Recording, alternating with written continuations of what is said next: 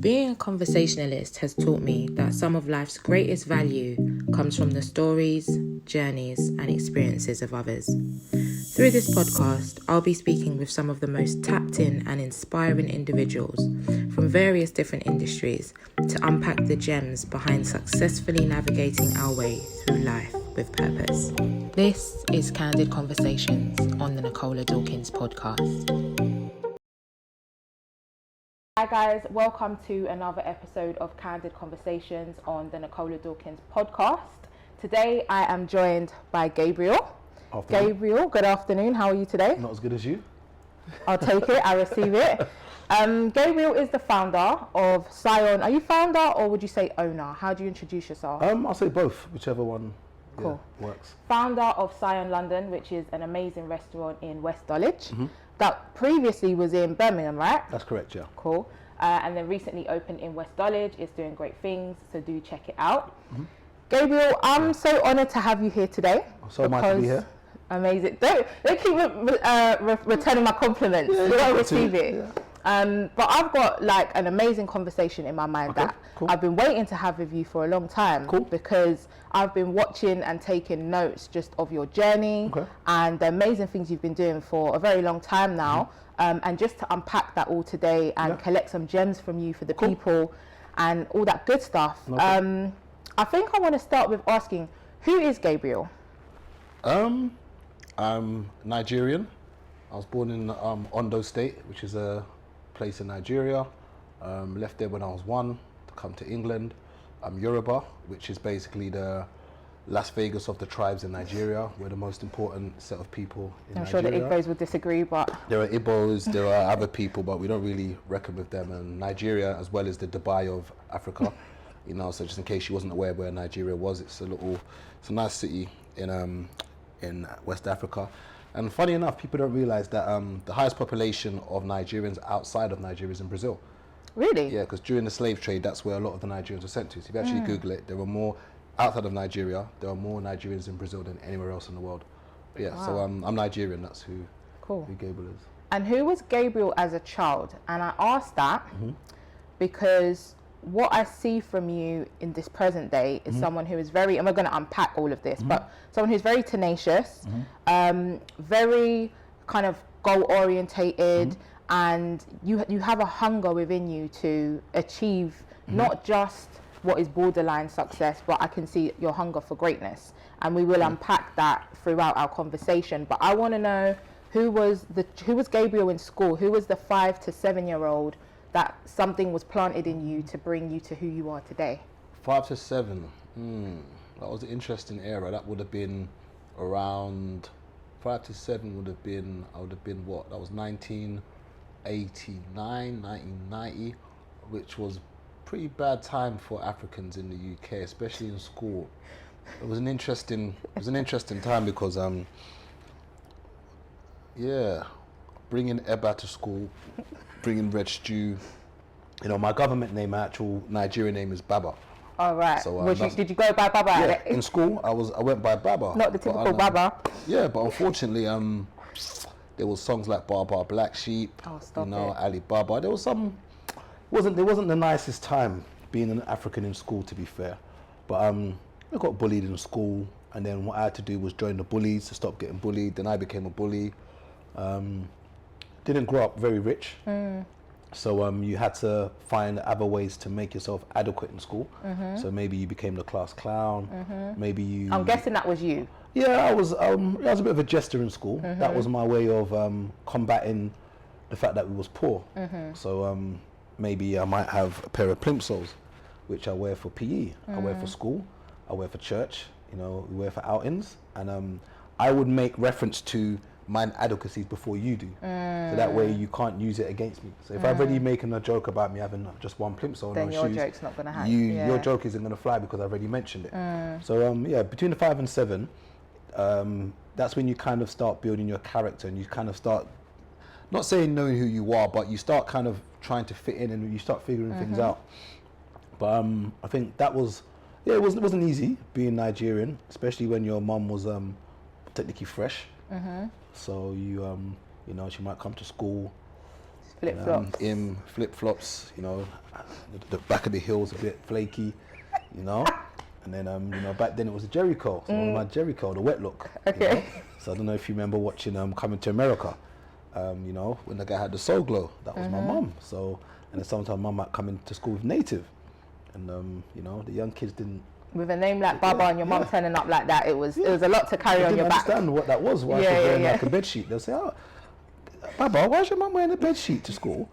I'll be like, bed sheet? And I'm looking at, what do you mean? It's like, oh, it's just wrapped around her. Like, yeah, that's our, that's how we dress, kind of thing. So it went easy, but I think I learned, I said it builds character. And I think that's where I got my tough skin from the abuse. Yeah.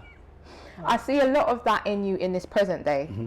And it's funny that you mention basically making a joke of yourself before others were able to make a joke of you, because I feel as though in this present day, something that I've kind of noted about you is you're very open. You're an open book with respect to your journey, with respect to whether it be a hardship and then a win. You don't just show up online like I'm winning. And it's very respectable, but I wondered where that came from.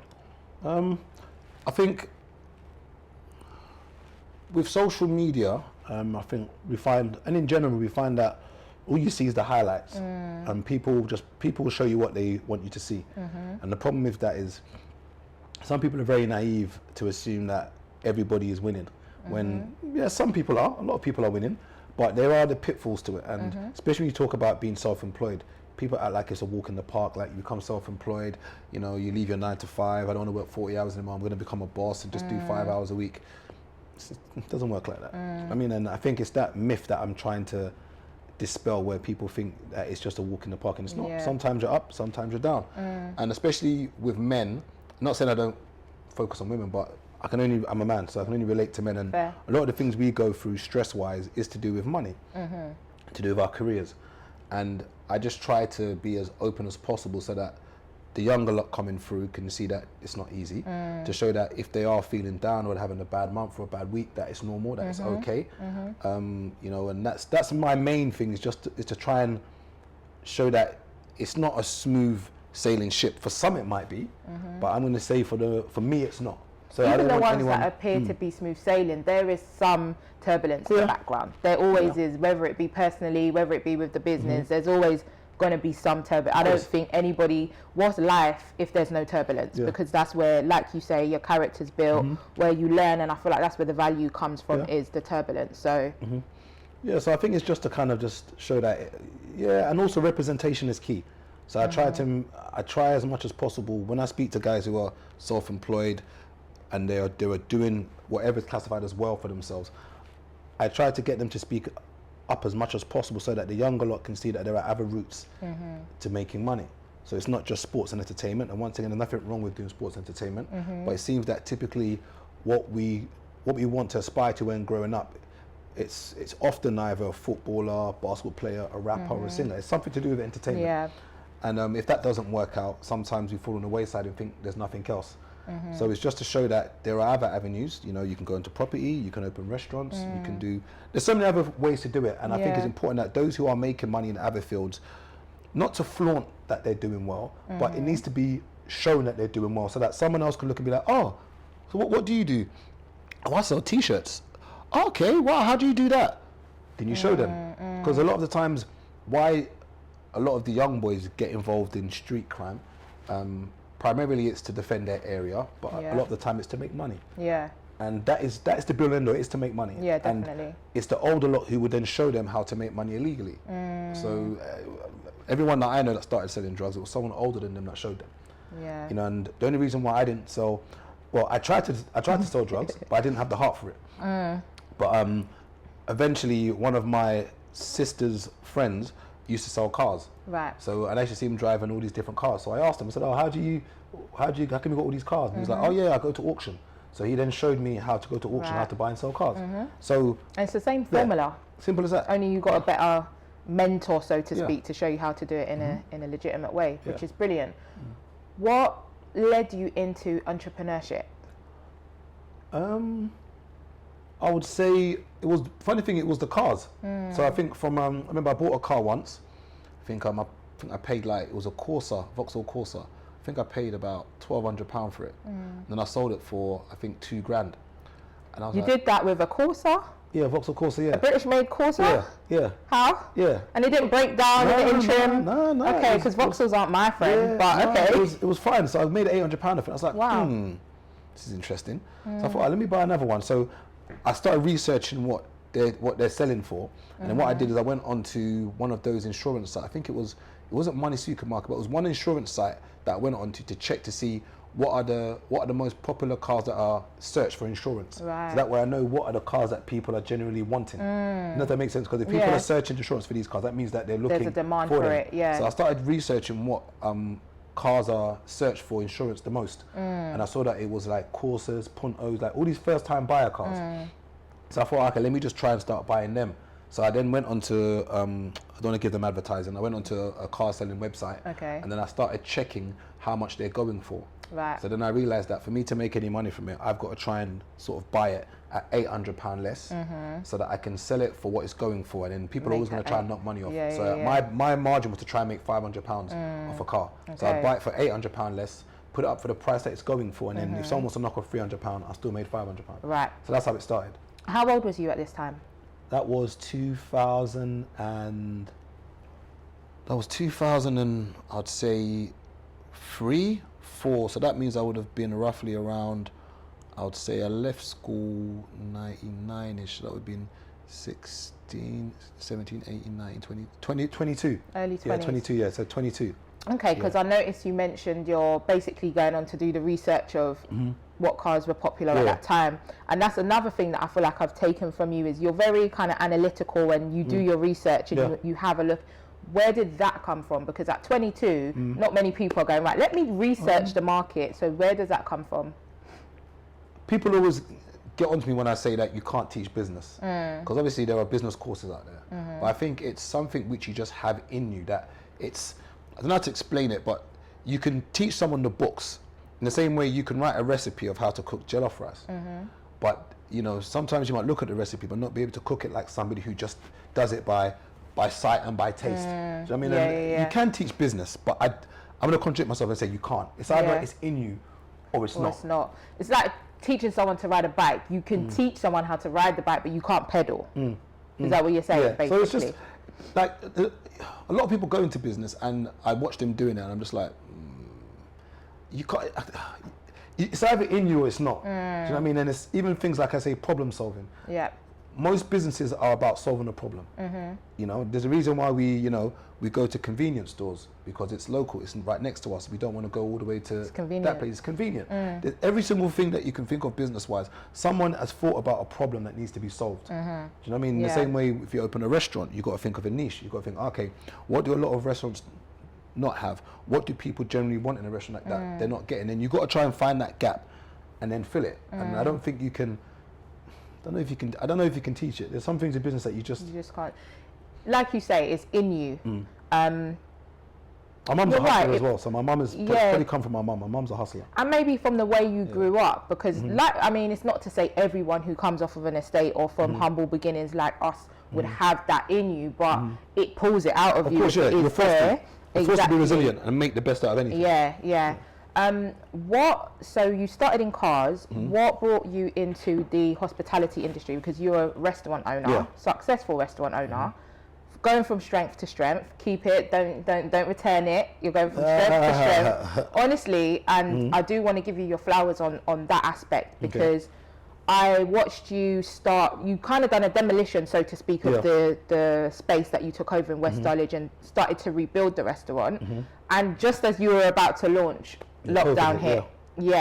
And during that period, you took up delivering, you were like doing parcels. I bought a van and I started doing deliveries for, I'm going to give them promotion. Started doing deliveries for a food company. I was doing that for the whole of the pandemic, And to put your pride aside, because that's just a pride discussion there. Being Gabriel, restaurant owner, you know, and then suddenly just, and that's not to say there's anything wrong with being a delivery driver, but in the society we live in, especially the social media eyes on it, is he falling off, what's going, but you just put it on your back and said, this is what I need to do to stay afloat during the season. I've got bills to pay. One thing I don't watch face in that kind of way. If I've got to, like, I've cleaned toilets before, I don't feel no way, and even in a restaurant, I clean the toilet, I wipe the floor, I don't have an ego that makes me not do something. If I need to make money, if there's a cleaning job that's available, and that's all that I can find at the time, I'll do it. It doesn't.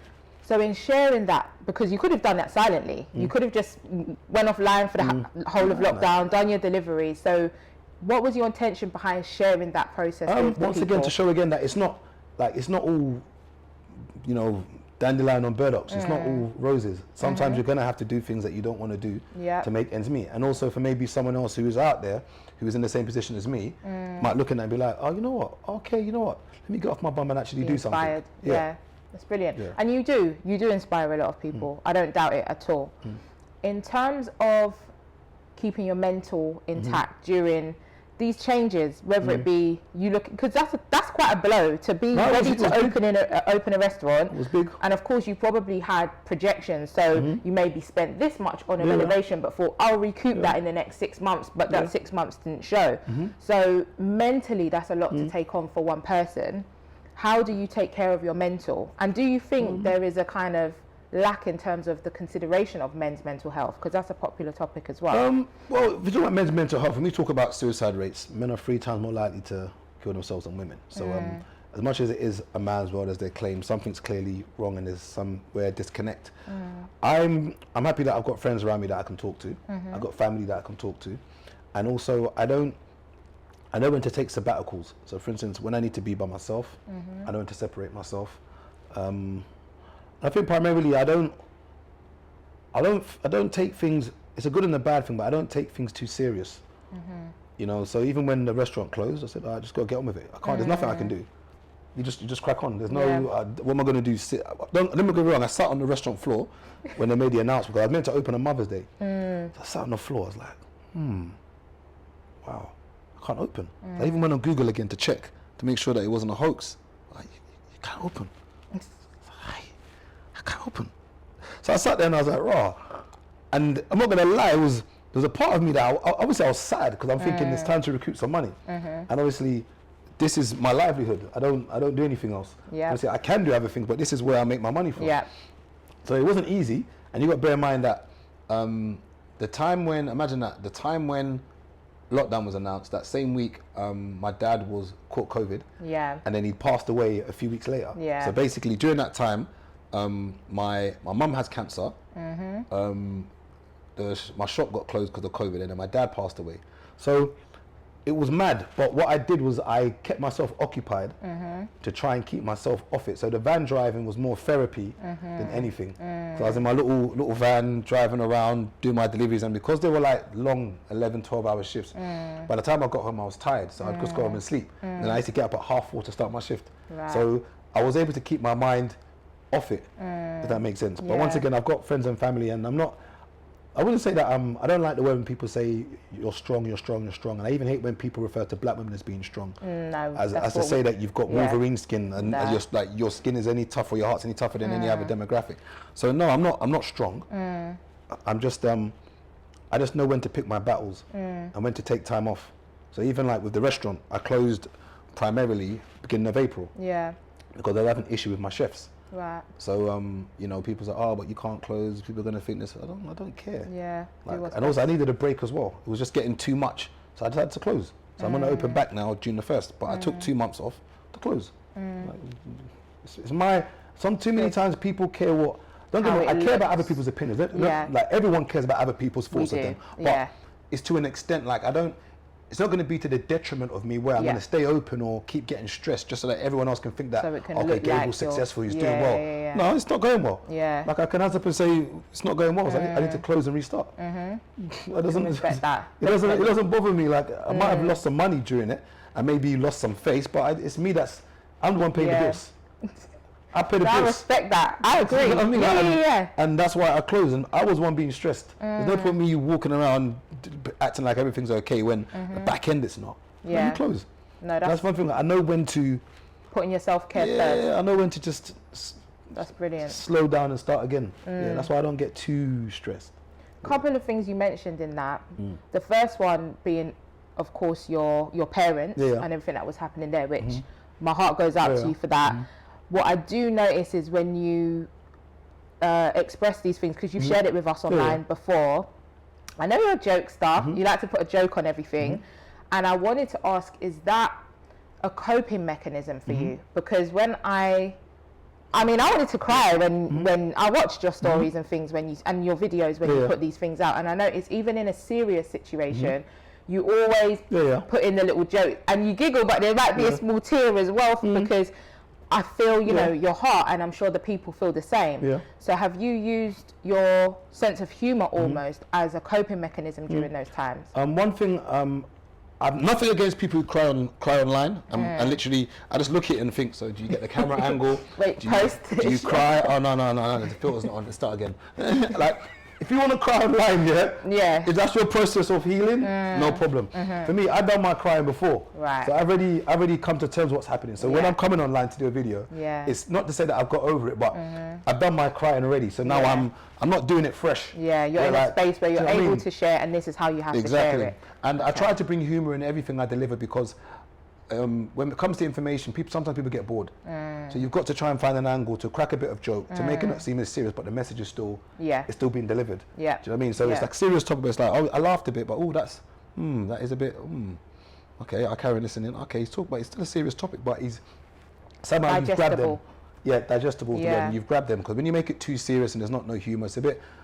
Sometimes people want to hear a little bit of a joke, so that's why, and it's another way of coping as well, because you can laugh at it, and when I make a joke about something serious, it sort of it makes me laugh for one, and it sort of settles me a bit. Yeah, so that's why I do try to make.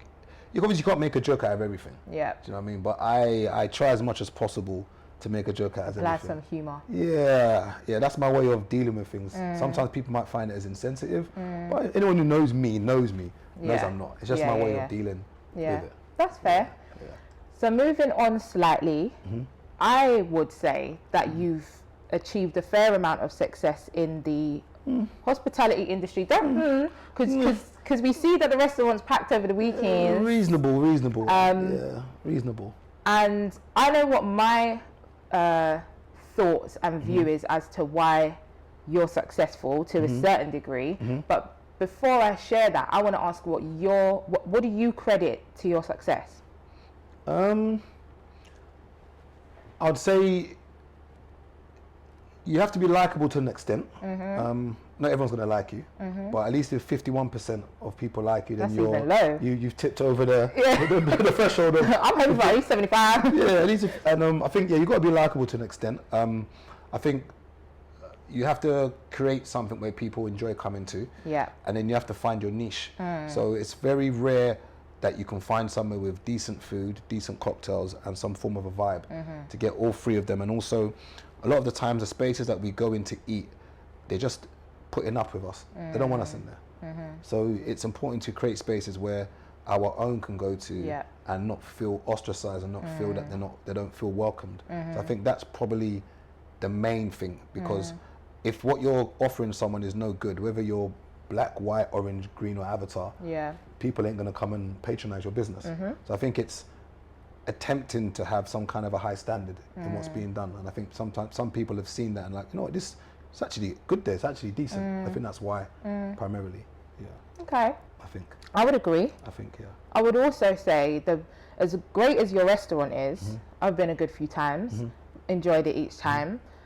I think you as an individual, and not just the way you've designed the restaurant, but what would the word be that I would say, the culture you've almost created around your restaurant, I think is what makes you successable. It's your humility, and I think there's plenty of restaurants, you know, in London. I know you know, black owned or not, people can go anywhere to eat.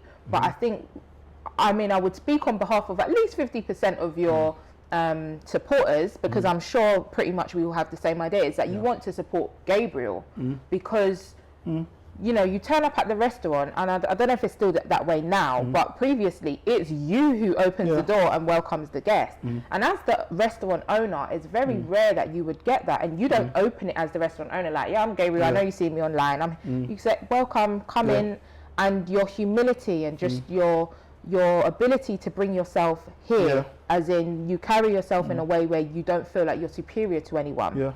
And I think that's appreciated by a lot of people, and it's what makes people want to buy into not just your business but you. And then just also the amount that you give back. I mean, I don't know how much people know, but you've done an event which basically was sharing some gems and keys that I had the honor of coming to speak at. And that was free. Just like, if you've come to the restaurant before, was it a free ticket or something? It was free, get a free ticket, and that event was game. I mean, everyone who came up and spoke, and yourself, literally shared so much to pour into others, and that's just almost like a thank you. But you don't gloat about it, you don't toot your own horn. I think it's because I hate when, see, it's good to be successful, it's important, but I always say that for me, it's what you leave behind and what you can do for others is, for me, is what makes you successful. I know it might sound cliche because I like money. I'm not going to pretend I don't. But I think it's what you can do for other people that says more about you than anything else. And that's why I try as much as possible to do as much as I can to help. Do you know what I mean? Because that's a lot of times all we need is that helping hand. You know, 100%. I'm no smarter than anybody else. I'm not no Einstein. You might be, but no, I don't think I am. And I couldn't have opened a restaurant in Birmingham without the help of one of my family friends called Tunde. He gave me half the money I needed. And that was a lot of money. He gave me like 50 grand to do it. Not for free, but obviously I paid it back. But if not for these 50k, I wouldn't have opened the restaurant. And a lot of times people don't show the help that they had, and they pretend like I worked a 9 to 5 for 5 years, I did 24 hours shifts a day, and I finally saved enough money to get the house or to get the shop.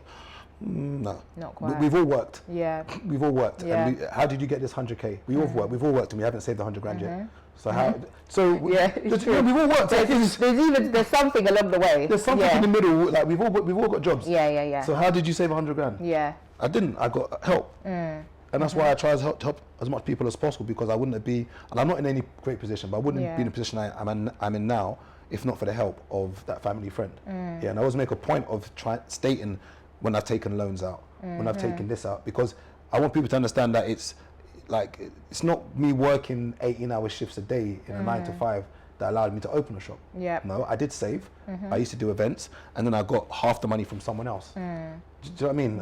And that's what it is. It's just being truthful, honest, and almost reaching back to help others. That's brilliant. In terms of, because I said to you, when I mentioned success, you were like, I don't think I'm success. So what does success mean to you? What would make you feel like I've made it, or I'm satisfied? Funny thing, I was saying this on the podcast that I do with my mate, that I definitely feel I've underachieved, 100%, for the capabilities I have. And this is not comparing myself to other people. It's just knowing within myself and saying that I know what I'm capable of. So success for me is very subjective. One man's success might be simply, becoming a manager somewhere and being able to put his kids through private school. That might be his level of success, and be like, I've done it. Whereas someone else, it could be more. I would say I always like to put things into perspective in regards to maybe what, and once again, it's not to compare, but you always have to look at what, sometimes when we talk about salaries, talk about what people earn, what people are doing, I always have to look at what the mean and the median is for what people are earning in the UK and in London. So therefore you can use it as a gauge to know where you're roughly at.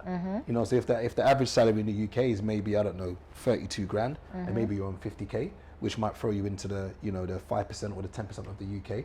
You can look there and say, okay, if I'm earning 50k a year, I'm part of the 10% of the UK, I'm not doing too bad. You might then start earning, I don't know, 80k and be part of the 5%. Then you might be earning 120k and be part of the 1%. It's also to put into perspective, because that way you don't feel too hard on yourself. Do you know what I mean? And sometimes it might give you that extra push to say, okay, maybe I need to do a bit more.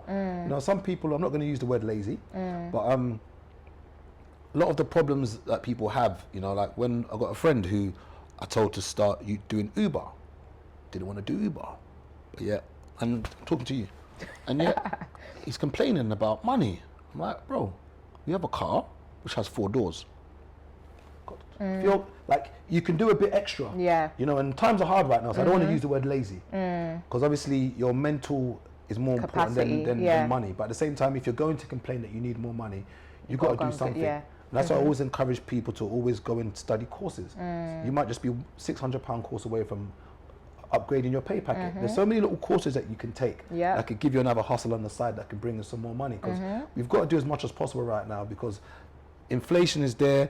Because of all the quantitative easing, you're going to see exactly that the money isn't worth as much as it was worth before. So people need to do as much as possible, and that's why once again I always try to just try and paint a picture that there is more. Do you know what I mean? And you could do that. You could do this. You could go and buy a van.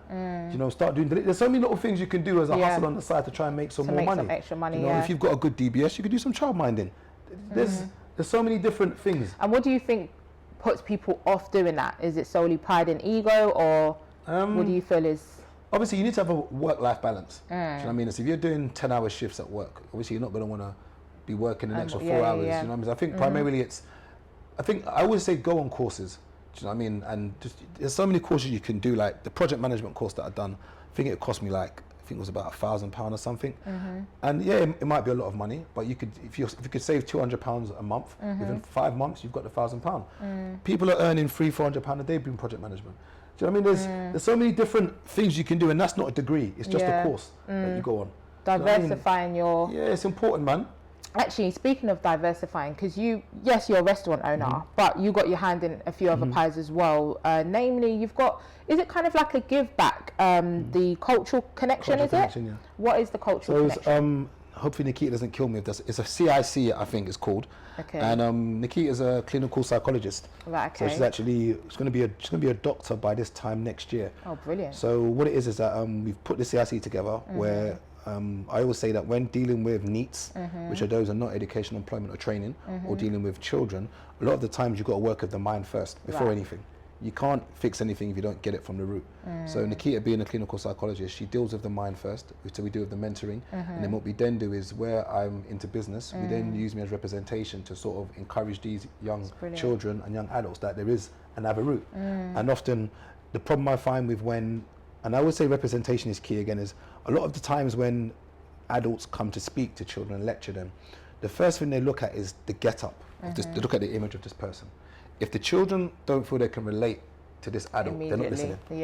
And also, children are impressionable. And once again, flaunting money and flaunting wealth isn't everything. But at the same time, kids want to see. So even when I went to, every Wednesday we go to King Solomon School, and I wore like an off-white t-shirt, which is just a t-shirt. So I've gone there, and the first thing the kids were like, "Oh my God, I like your t-shirt." I'd already caught them. And once again, not that it matters, because I should be able to wear a plain white t-shirt. Yeah, but you come in and it's what they aspire to have themselves. So it means I'm gonna listen to this guy because he's got it. So how can I get it? Exactly. And once again, it's your get up, the fact that they can relate to you. So where you've got Nikita, who's once again is from the hood initially, in Birmingham, who's managed to come out of there, go to university, and now going to become a doctor. Myself, who was come from an impoverished background, gone to university, and once again, university is not the be all and end all of life. You can go and study a trade. You can do plumbing, electrics, gas. It's not like, if you're not someone who's I'm not theory based, so I'm very practical.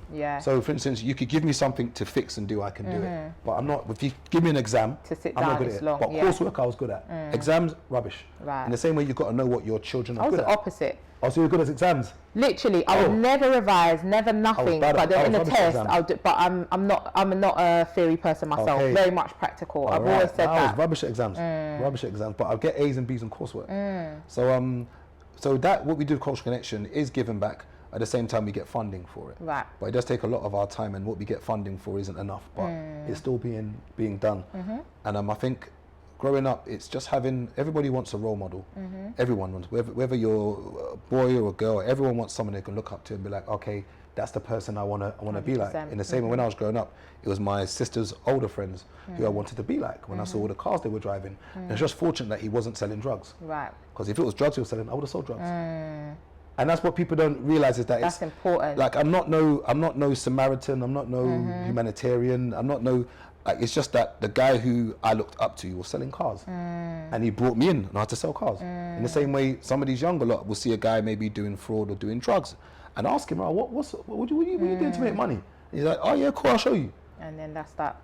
And it's bad, but it's the formula. It's what it is, isn't it? So I don't ever try to sit on a moral high ground like I'm some goody two-shoes. It's still a choice, American. though. You chose to take that route, and I think you can't downplay or discredit yourself for your choices, because we all have a choice. And I'm sure along the route, when cars maybe wasn't going swimmingly the whole time, surely you had seasons where it's like, this is feeling a bit long, and then you might have had a friend that's like, bro, why don't you just jump on? I said I tried to, but I didn't have the heart for it. Right. I didn't have the heart for it. It's good that you knew that. I didn't. Like, when I was told that I got to put it in my bum, I said, I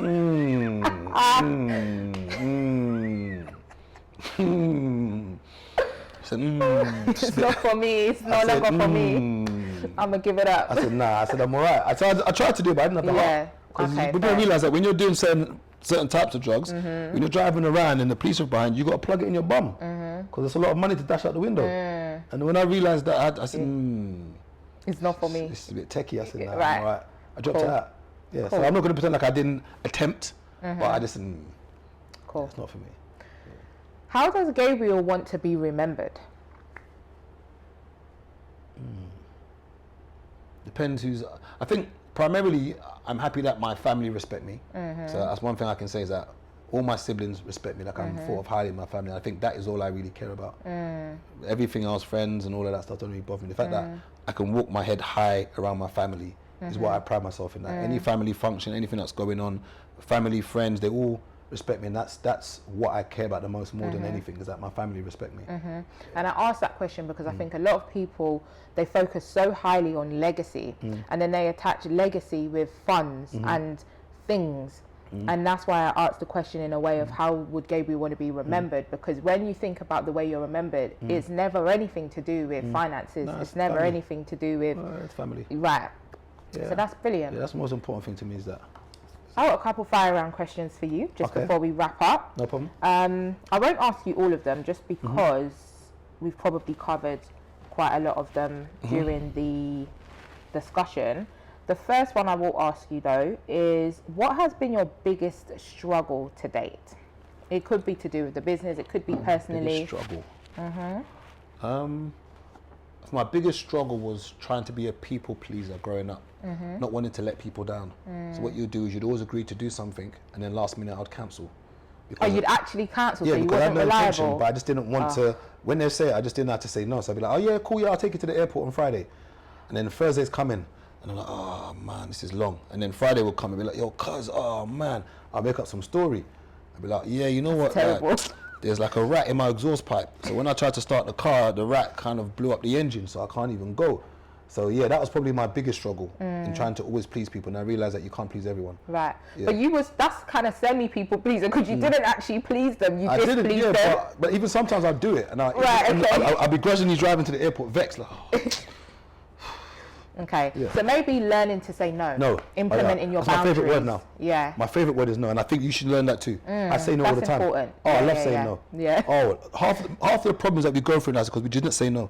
Even to the guy that wants to try to entertain you, just no. I love saying no. Oh, it's refreshing. Not you telling us to max out our options. Yes, just say no. Right. The next question I have for you is, what has been your biggest sacrifice in order to get to where you are today? I had to go to Birmingham for 5 years, which was hard, because I had no friends and family up there.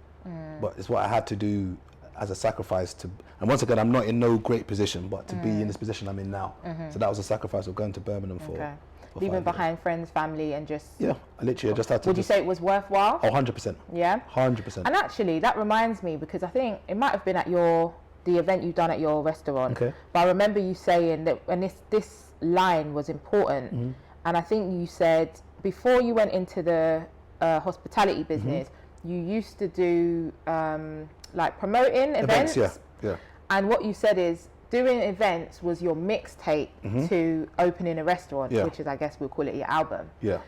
How important would you say that is to have something there, or say a following, because you know what I find the problem is, loads of us have great ideas, great, whether it be a business idea, an event, but you go ahead, you do it, and then you're not selling any tickets, or it doesn't hit the way it's supposed to, because you didn't actually build up the following, and there's no one to give it to. You thought it was great, your 3 friends thought it were great, but then you didn't figure out how are you going to get this out to the masses.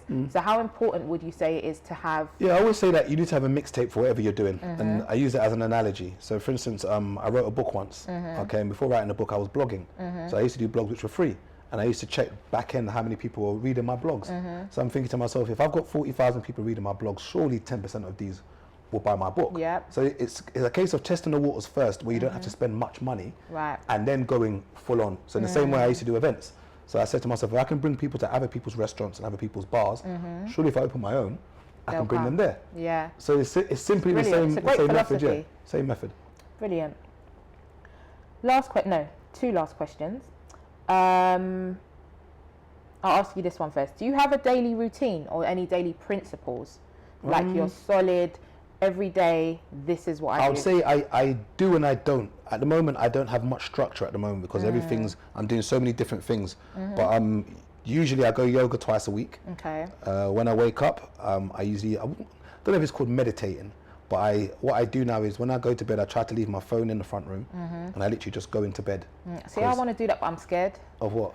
What if something happens in the middle of the night? Then they call the police. How if my phone's in the living room? No, they can call the police. Oh, is it Who for will you? call the police? As it happens to you? Yeah. Come on. No, but think about it. Okay, you put your phone, honestly, because I want to do it. Because you wake up in the morning, you roll over, and first of all, your alarm is on your phone. And I wanted to buy like a little analog clock or something, so you can just use like your old school alarm. But like no phone in the middle of the night. Imagine someone like breaks in, or like something happens. I don't. If they're breaking in. What am I going to do? But you're a big, strong man, so no. But I think I can fight knife and fight gun. True. Yeah, true. And you're vulnerable. Do you know what it is? You're vulnerable. Very vulnerable. Like your most vulnerable state. In the least you can do is have your phone close by. I've tried to have that routine, because I like half the time we go to bed, but we're not going to bed. So either we're watching TV or on our phone. True. You can, before you know it, you could be on Instagram at 11 p.m. And it's scroll. Before you know it, it's now 2 a.m. Yep. Oh, I know. There's nothing that's important. You just, and then you go from Instagram to Twitter, back to Instagram. You're going to go back into the same page. You're going to go back to YouTube. Yeah. No, I'm very guilty, and I want to cut it out. And then wait for it. You then sleep, and maybe you wake up within 4 hours, because maybe you need to go to the toilet. What's the you do again? You go on your phone to see if someone's watching. I don't do the midnight toilets. Ah, it's mad. But if you do that, you're taking it too far. It's mad. Wow. Okay. So basically, centering yourself in the mornings, and having a weekly, what do you say, habits? Yeah, I go to yoga twice a week. So that's my sort of release, and my sort of, it frees me from, because it's so hot in that room, it's hot pod yoga, you can't even think of anything else. For that hour, you can only focus on breathing and trying to balance. So everything, all the problems in your life for that hour disappears. Hot pod yoga? Yeah. I would assume that sort of activity would maybe result in you slimming down. Yes. Just saying. I don't know where you got this idea, but you're trying to say I'm not going to put. I'm not going to say it on camera. I don't understand, to say I'm a slimmers. I'm not going to say it on camera. I'm just saying there was the comment, and then there's kind of maybe it's the t-shirt. There's some pudding in the proof. You know. No, that's brilliant. No, that's important, and something like taking on yoga, which, like you say, some people are like, you're doing yoga. Yeah, some of the men them laugh at me. Of course, I can imagine. Yeah, no, I can imagine, because they might go and kick ball or something, but you actually choosing to go, no, this is what I want to do, and I do it. It's a powerful thing. Yeah. Brilliant. Last question is, what, if any, part has faith played in your journey? Well, my mum is a pastor. So I'm sure she prays for me at least once a week, I'm hoping. So maybe her prayers have helped. Faith is an interesting thing, because faith and hope, I think, are similar things. And I say hope is what we all want and need. And I think that's what keeps us going every day, in anticipation that this is going to happen. If you're saying faith, I do pray. I may not pray in the way those who follow Abrahamic religions pray, meaning that you focus on a deity, but I do pray for strength, I pray for guidance, and I use prayer as a form of release, which I think is what prayer is. When you're uttering any issues you have, it kind of feels like you transferred the energy, 100%. And I think that's what the whole point of prayer is. Some might believe that you can pray and situations may change. That's fine. But when I enunciate or when I utter, it's mainly to transfer that energy and just to let it go. In the same way you might cry and it releases and you let it go. So if you're saying what part does faith play, you've got to have hope. You've got to, you start a business, you hope and you pray that it works out. So if that's what you mean, then yeah, but I'm not the most, what's the word? I'm not the most religious. But religion is, I mean, I don't, I've said this so many times before, I don't go by religion. I don't call myself a Christian, although I follow probably most of what Christian faith is. But I think faith is more important than religion. And like you say, when you pray, so my take from what you say is when you pray, you maybe don't believe that whatever you're asking for might happen, but you believe and have faith in the fact that once I give this up, is no longer my burden to carry, so to speak. And I just think that is what's most important, is the faith element of it, more so than the religion, because there's a lot of people in religion that are not even faithful.